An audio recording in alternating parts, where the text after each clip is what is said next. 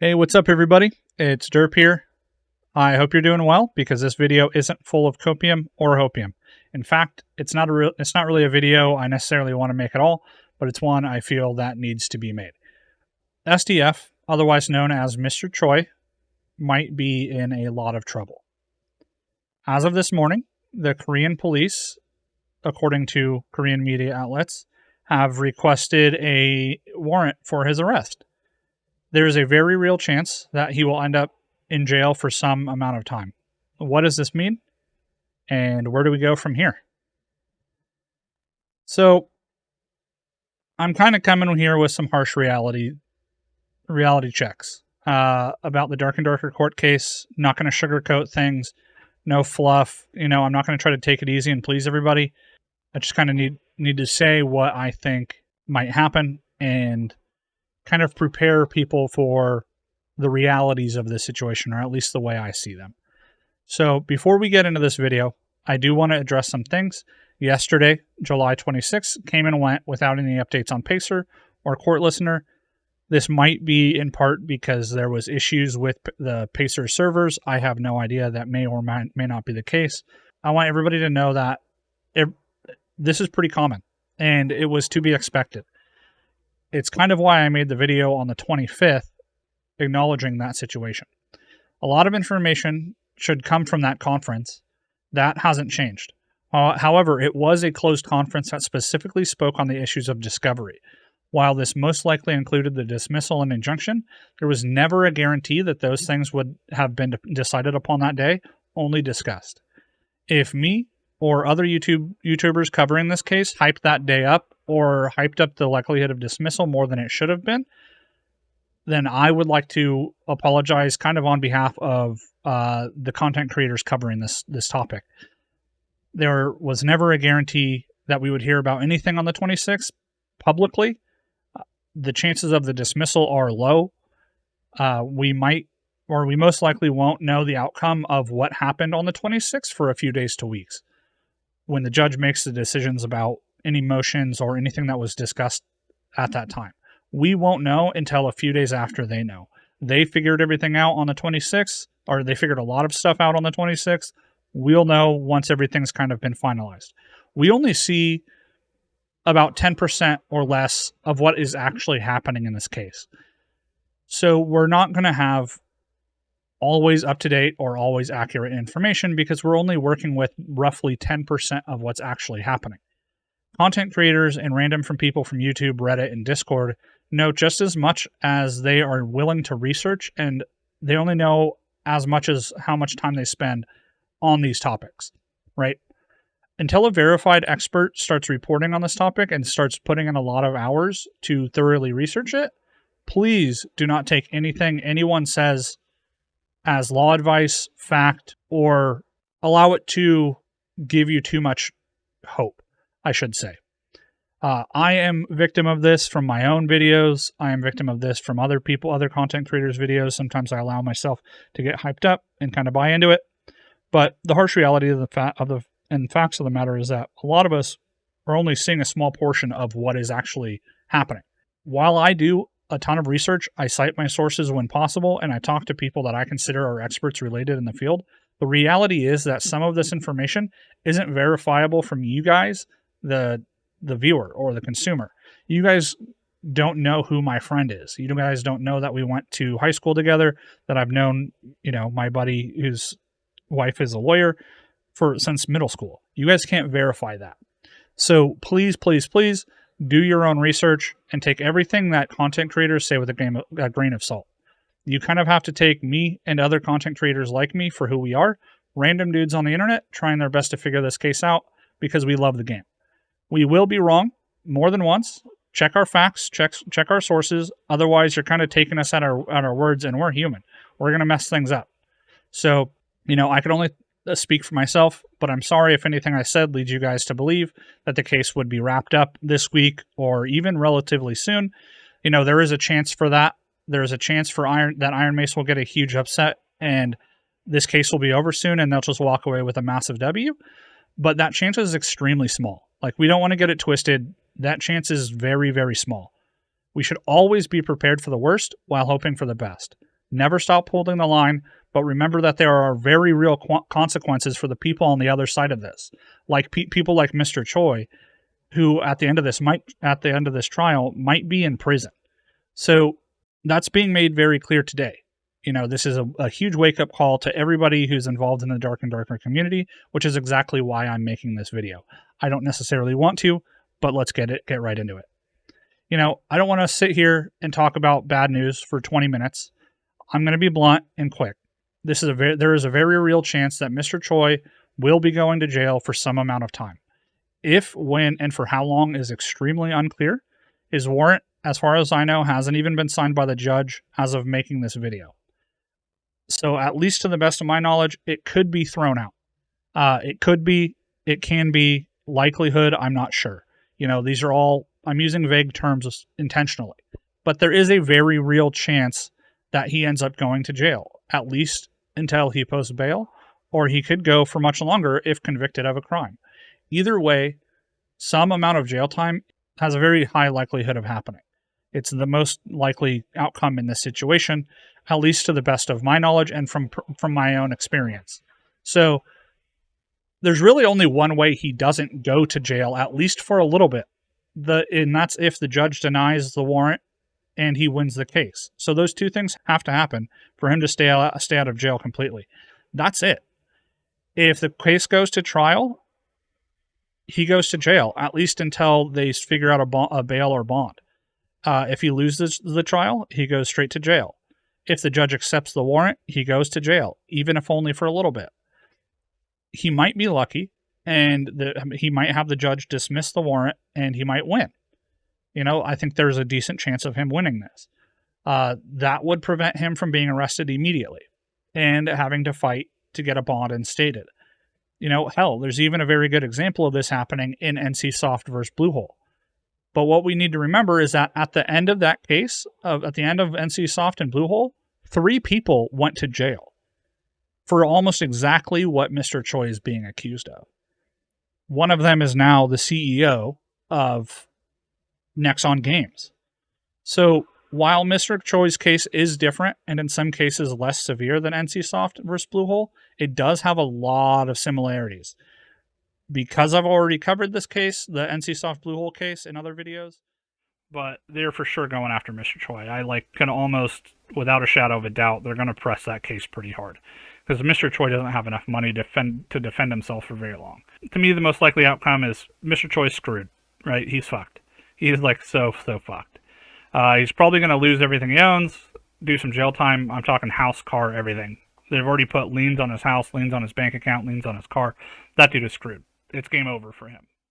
I'll link him in the description, and I want to save a lot of time.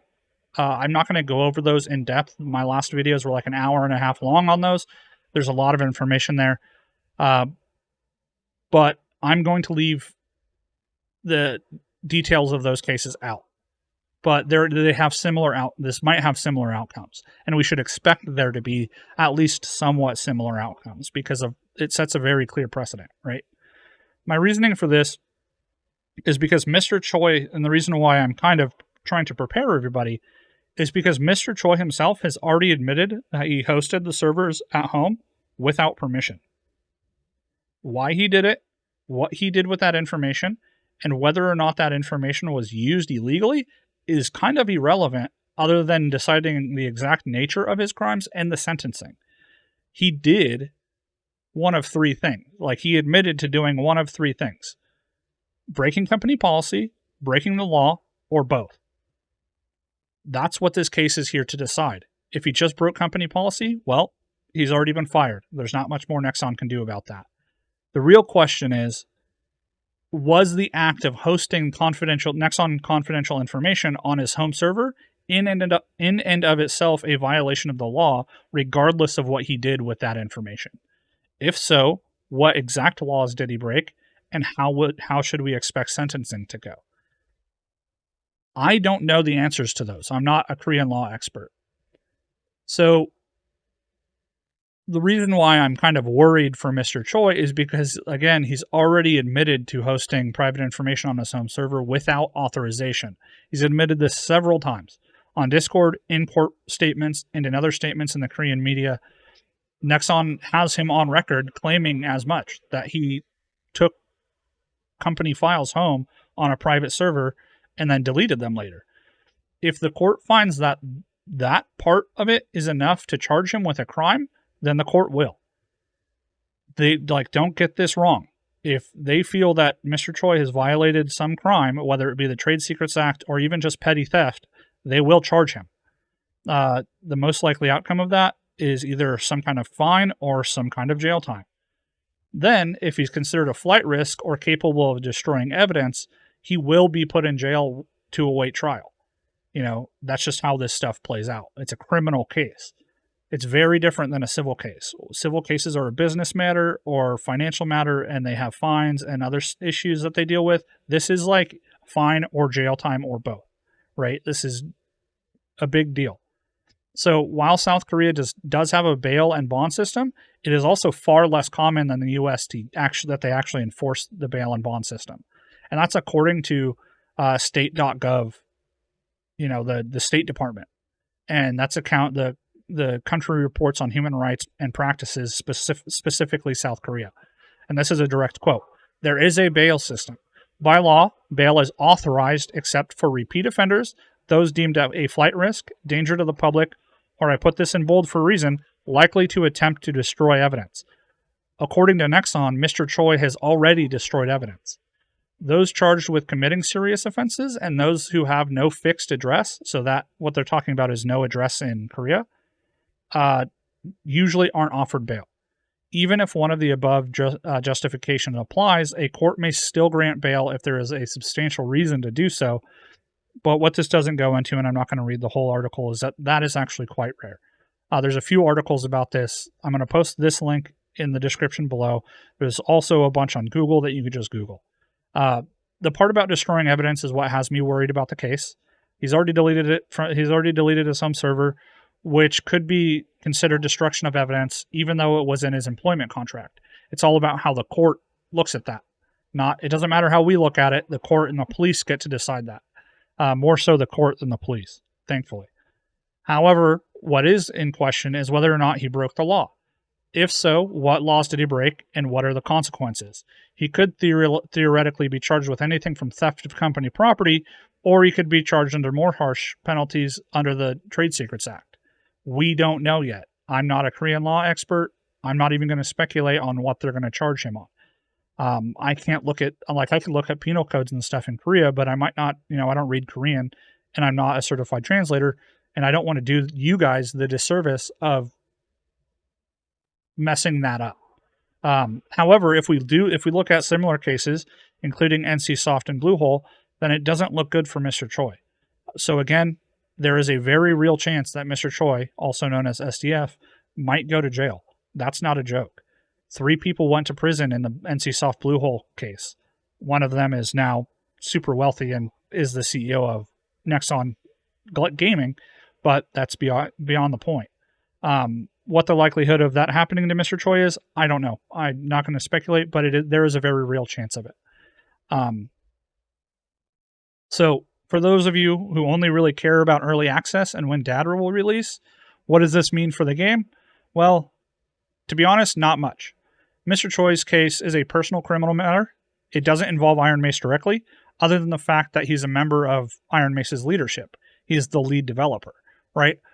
So if the case is dropped due to lack of evidence, that would actually be very good that's a very good signifier for Ironmace's case. So if they take this warrant to the judge, they dismiss it for lack of evidence, and then the Korean authorities end up dropping their investigation because they can't find anything new, then that's a very good indicator for the case in Korea, right? But that's really the only parallels that you can draw, other than if they find a shit ton of information and Mr. Choi just immediately goes to jail because the case is so overwhelmingly against him. That's a very bad indicator against, Ironmace. But other than that, it really doesn't have any direct impact. Mr. Choi going to jail does not automatically mean that Ironmace is guilty because they're 2 separate entities. They're legally 2 separate entities. So at the end of the day, this is about Mr. Choi and Mr. Choi alone. It has very little to do with Dark and Darker and Ironmace in a direct capacity. Losing Mr. Choi would be a huge blow to the development of Dark and Darker, but as they've shown with the most recent YouTube videos and, all the stuff they've been updating us with, Dark and Darker seems to be in a really good spot for early access anyway. Like, it's already there.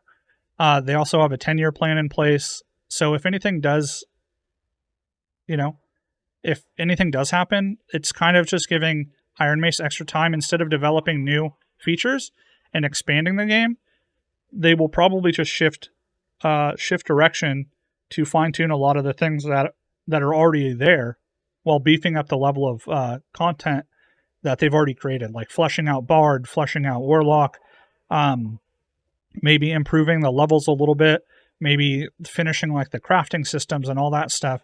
All that stuff can still be worked on without the lead developer because a lot of the framework is already there. So I'm confident that they will be fine no matter what happens to Mr. Choi. They will probably halt expanding the game to focus on refining what they've already implemented until he gets back. But, that means polishing up a lot of the existing features and gameplay elements, like I just said. It's not really a bad thing. I mean, the bad part is Mr. Choi going to jail, right? And if and when we get early access to the game, it could be in an extremely healthy state with or without Mr. Choi.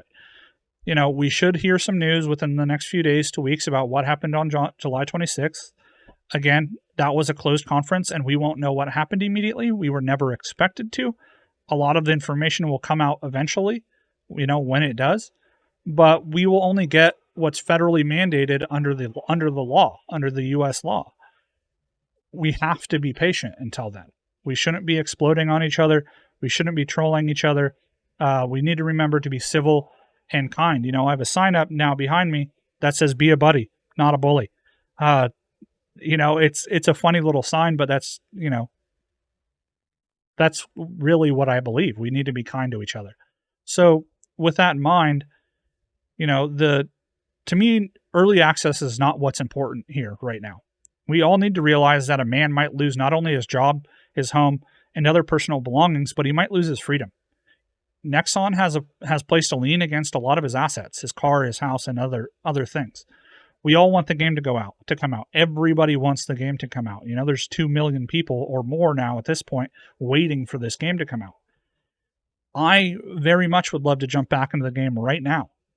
But just for a second, just for one second, we need to stop and thank SDF for what him, Mr. Park, and the rest of the Ironmace team are doing so that we can try to play this game, so that we can get the game back. It would have been easy just to kill the game, avoid the lawsuit, or even sell it off to Nexon to avoid all of this. That would have been in Mr. Choi's best interest if all he cared about was trying to stay out of jail. But they said, no, we're going to fight this. We didn't do anything wrong. And we want to release this awesome game. There's 2 million people that played this game and they love it. And we have a real shot at not only, financial success for themselves, but to release something that 2 million people love, that are literally fiendish for. So sure, they are doing this for money, but, Dad will make hundreds of millions of dollars. It could set them up for life. But I am 100% certain that they could have rebuilt another game just as good, if not better, and just sold off the rights to Dad. They're that talented. This is such a talented team of individuals. If they wanted money, they probably could have just sold the rights to Nexon or Tencent, moved on without the court case, started a new project with even more funding. Instead, they chose to fight for Dark and Darker, they chose to fight for themselves, and they chose to fight for the game, and they chose to fight for us. Like, now more than ever, they need us to hold the line and to show them support however we can. So personally, I want to say thank you to Ironmace. Thank you to SDF. Thank you to Terrence. Thank you to the entire team, not just for giving us an amazing game to play, but for continuing to fight for your dreams and now fighting for your freedom in the case of SDF. I see you guys. I appreciate you guys. Thanks for watching. Don't forget to do all the things. Derp,